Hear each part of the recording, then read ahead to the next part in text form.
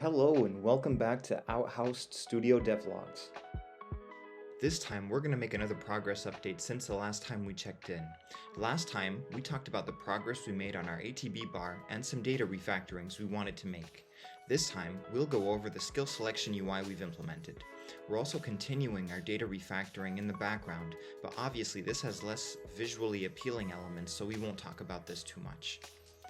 The skill selection UI has been split into the following options: select avatar, which will not be available for MVP, innate skills, skills which are innate to the character, class skills, which are associated to the character's class, elemental skills, which can inflict elemental boons or damage, and tactical skills, which will not be available for MVP.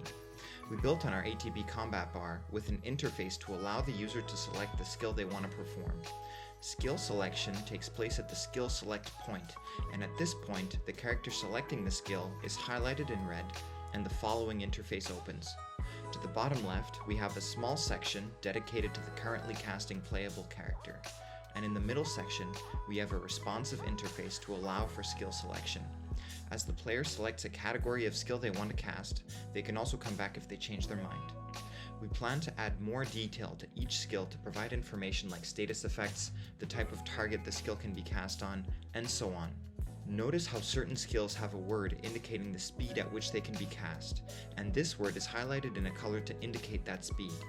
For instance, faster, low damage attacks can tend to have a fast cast time, and this cast time will lead the character to the perform point more quickly.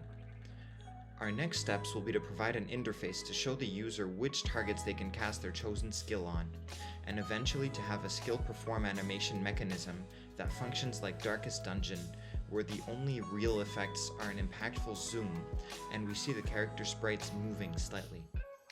We find it to be a very effective way to show attack animations. Next on the roadmap for us is going to be to define the manner in which we're going to segregate parts of our combat experience, as well as working on the skill selection mechanism. On behalf of Outhouse Studios, thanks so much for watching. Please like and subscribe for more, and we'll catch you next time.